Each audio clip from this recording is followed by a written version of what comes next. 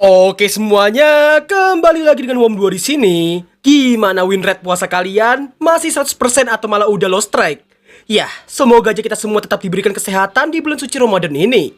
So, di video kali ini kita akan melanjutkan alur cerita dari anime yang selalu dicintai oleh Pak Tani pecinta Namju, yaitu Isekai no Mirai no Uka episode terakhir. Tapi sebelum kita mulai, jangan lupa buat subrek, like, dan share ke koloni wibu kalian lainnya supaya gue bisa lebih semangat lagi dalam membawakan alur cerita anime yang lainnya.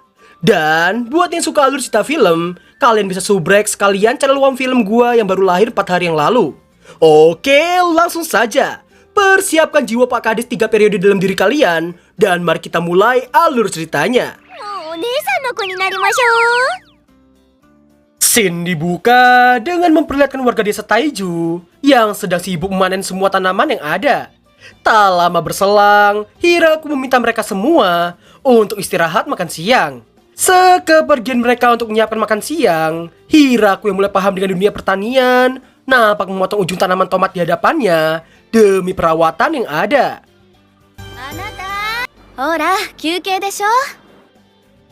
Di tengah waktu istirahat mereka, Ru meminta sang husbu untuk beristirahat jika sudah waktunya.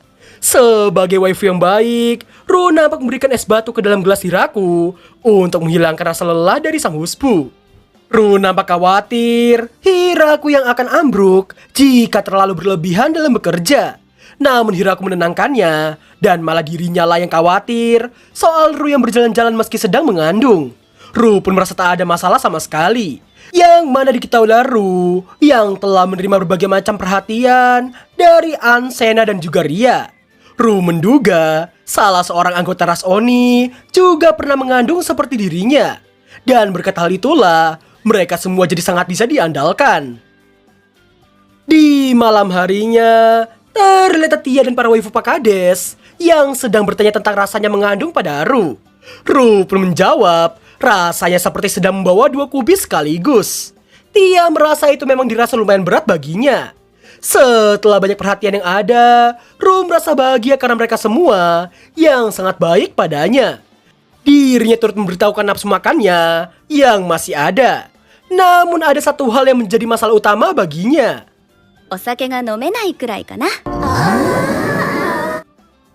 Singkat waktu, karena Ru yang tak bisa meminum sake lagi, Grand Maria dan para malaikat pemodar lainnya meminta izin pada Pak Kades.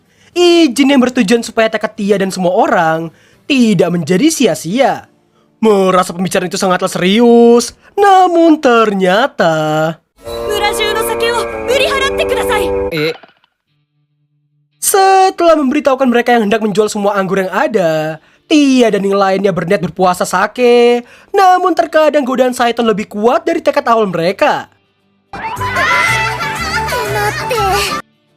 Setelah beberapa perundingan kecil, Hiraku memberikan alternatif paling mudah. Dirinya berniat menyegel semua anggur. Selain bisa mengurangi godaan puasa sake mereka, menyimpan anggur dalam jangka waktu yang lama juga bisa membuat rasa sake menjadi semakin enak.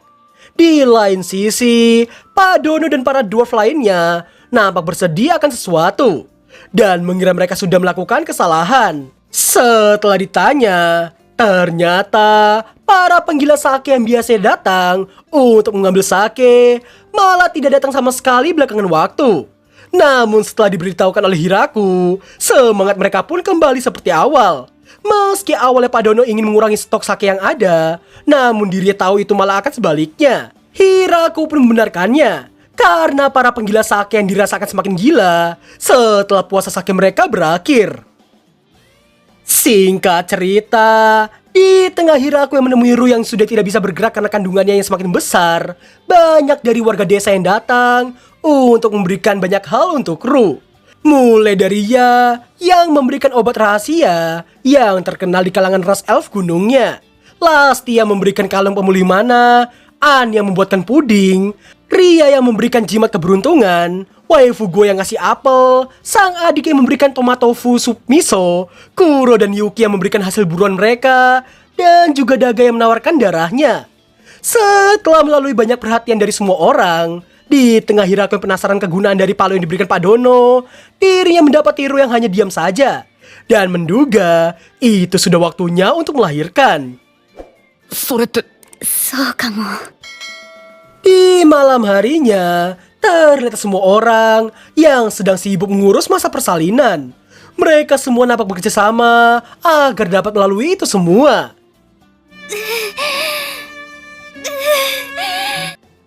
Di tengah semua kesibukan yang ada, ternyata Hiraku yang hanya bisa diam dan menyerahkan masa persalinan pada Undeading lainnya. Dirinya nampak kesal karena tak bisa melakukan apapun selain khawatir. Setelah melihat ke arah Taiju, Hiraku nampak memasuki lubang pohon yang dulu pernah ia gunakan sebagai tempat berlindung. Hiraku merasa nostalgia karena pemandangannya saat ini mengingatkannya pada episode 1 dulu. Dirinya yang dulu sendirian dan berpikir untuk hidup menyendiri, malah memiliki banyak orang di sisinya. Dan tak terasa pagi hari pun telah tiba. Hiraku nampak mendatangi ruang persalinan Ru dan kemudian Hiraku yang masih terkejut diminta untuk menggendong bayi mereka. Hiraku yang khawatir pun diminta oleh Andrea dan Sena untuk menggendongnya dengan sangat hati-hati karena leher bayi yang baru terlahir masih sangatlah lunak. 温かい。 Singkat cerita, karena bayi mereka tersenyum, Hiraku pun terkejut. Hal itu juga disyukuri oleh mereka, dan Sena menduga itu karena sang ayahlah yang menggendongnya. Mendengar yang membuat Hiraku terkejut, dan baru menyadari bahwa dirinya sekarang adalah seorang ayah. Hiraku nampak tak percaya, karena di kehidupannya dulu, dirinya yang hanya bisa berbaring sakit di atas ranjang, malah memiliki bayi kawaii di isekai. どうした？どうしたらいい？ Dan tak terasa 1 minggu pun telah berlalu. Kita akhirnya mengetahui nama bayi Ru dan Hiraku adalah Alfred. Dan Hiraku pun menduga Alfred akan memiliki darah setengah vampir. Ternyata Ria dan yang lainnya yang merasa sangat gemes dengan Dede Alfred. Setelah mengingat semua perjuangannya dari nol hingga sekarang ini, Hiraku nampak memikirkan sesuatu sebagai bentuk rasa terima kasihnya pada warga desanya. Setelah mengumpulkan semua warganya, Hiraku nampak memutarkan sistem baru yang ada dalam benaknya. Dirinya kemudian menyodorkan sebuah medali prestasi yang mana kurang lebih kegunaannya sama seperti mata uang. Hiraku kemudian memberitahukan inventarisasi desa mereka yang berupa sayuran, daging, dan lain sebagainya. Itu semua akan melalui dirinya dulu sebelum dibagikan ke semua orang. Dan jika ada dari mereka yang ingin sesuatu, mereka juga harus izin padanya terlebih dahulu. Namun karena permintaan dari mereka yang mulai menyulitkan dirinya, maka dari itulah mata uang diperlukan agar bisa bertransaksi dengan lebih mudah. Ria yang mengusulkan untuk menggunakan barter, namun Hiraku memberikan penggambaran tentang berapa stroberi yang dibutuhkan untuk mendapatkan 1 buah apel. Sena yang menjawab butuh 3 biji, namun Tia merasa 1 biji saja sudah cukup. Dan karena perbedaan itulah, penggunaan mata uang akan dijadikan standar perdagangan. Hakura dan Lasti yang baru tahu sistem mata uang membandingkan berapa barel emas yang diperlukan untuk membeli sebuah apel. Hiraku dan Frau nampak mewajarkan kekayaan naga yang gak ada otak. Hiraku yang merasa semua orang akan bingung jika tiba-tiba ada mata uang. Dirinya menjadikan medali prestasi itu untuk menjadi masa uji coba pertama mereka. Dan sebagai permulaan, tiap warga desa diberikan masing-masing 3 koin. Untuk Zabuton dan keluarga Kuro, masing-masing diberikan 30 koin. Demi mencegah pemalsuan koin, Hiraku membuat semua koin tadi dengan cara memahatnya secara manual. Setelah dibagikan, Pak Dono dan para dwarf nampak langsung memesan masing-masing segelas anggur. Likot dan bocil desa Howling yang memesan furnitur. Trio malaikat pemodern yang memesan senjata yang mereka dapatkan dari Pak Drem. Ada juga yang hanya menjadikan koin tadi sebagai pajangan semata. Setelah melalui masa percobaan pertama, Hiraku melanjutkan ke masa kedua. Di tengah Hiraku yang terkadang merasa kesulitan dalam menentukan nilai tiap koinnya, salah satu bocil datang dan ingin bayi dengan harga 1 koin medali. その手があった。ないぞ。 Sebagai gantinya, Hiraku nampak mengajak para bocil bermain bersama di luar. Dan tibalah hari perayaan yang dinanti oleh semua para penggila sake. Ru nampak memberikan kode pada sang husbu. Dan sesaat kemudian, 乾杯。 di tengah menggilanya semua orang, Flora nampak menggendong Alfred dengan sangat bahagianya. Dan ternyata palu yang diberikan Pak Dono sebelumnya digunakan untuk membuka barel berisikan anggur spesial untuk Hiraku dan juga Ru. せーの。 の。 Pesta perayaan itu tidak hanya dihadiri oleh warga desa Taiju, tapi juga dihadiri oleh si langganan pembuat kacau. Terlihat kebahagiaan yang terpancar dari wajah tiap warganya. Pak Dono yang bertanya pendapat mereka berdua tentang anggur spesial tadi. Namun karena masih dalam masa menyusui, Ru tak bisa minum anggur tadi. Pak Dono yang lupa dan menyesalinya karena hampir saja membuat Alfred dalam bahaya. Namun Ru meminta Pak Dono untuk melihat hasil dari rasa anggur spesial tadi ke raut wajah semua warga desanya. Pak Dono kemudian mengusulkan untuk mengambil sedikit anggur spesial tadi dan mengawetkannya kembali. Hiraku pun berniat menyimpannya sampai Alfred cukup umur untuk minum dengannya suatu saat nanti. Hiraku yang tak sabar dengan hari di mana Alfred bisa minum dengannya. Namun Ru memberitahukan itu tidak akan terasa lama. Apalagi dengan mereka yang menjalani kehidupan bahagia seperti sekarang ini. もうお姉さんの子になりましょう。いや待て。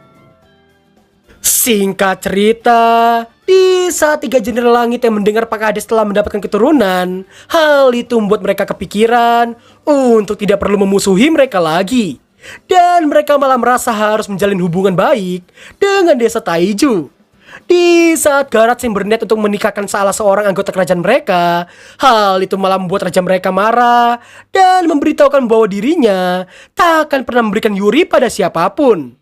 Di lain sisi, Pak Michael berniat untuk menjalin hubungan jangka panjang dengan desa Taiju. Dan inilah scene yang kita lihat di awal episode anime ini rilis di minggu pertama dulu.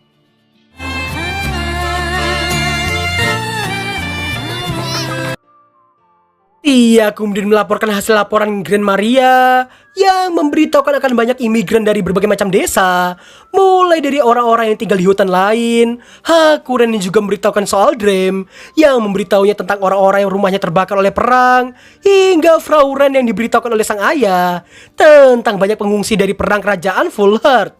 Dan totalnya lebih dari 100 orang lah yang akan menjadi imigran.